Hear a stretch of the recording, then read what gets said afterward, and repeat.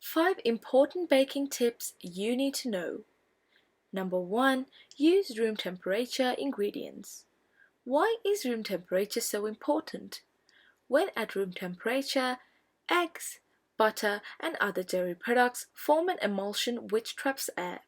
While baking in the oven, that trapped air expands and produces a fluffy baked good. For example, a nicely risen cupcake or cake. Number 2, don't overmix and don't undermix. If you overmix your batter, you run the risk of overdeveloping the gluten. This results in squat-looking cupcakes, dense textured cupcakes, and heavy-tasting cupcakes. Mix just until there are no more pockets of flour. Likewise, don't undermix. Obviously, we want our ingredients well cooperated. Number 3, one batch in the center. Only one batch at the time in the very center of the oven.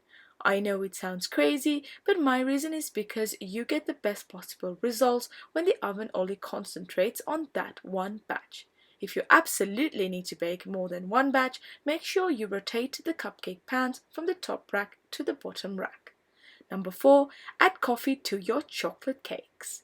Adding coffee is not to give you a coffee flavor, but to make your chocolate cupcakes more chocolatey. So make sure you do it next time. Number 5, weigh your ingredients properly. Having a small kitchen scale is priceless. It is by far the most used tool in my kitchen. A gram or ounce is always a gram or ounce, but a cup isn't always a cup. This is why I offer gram measurements with my recipes. I hope you use these tips when you bake. Thank you so much for watching, and I'll see you next time.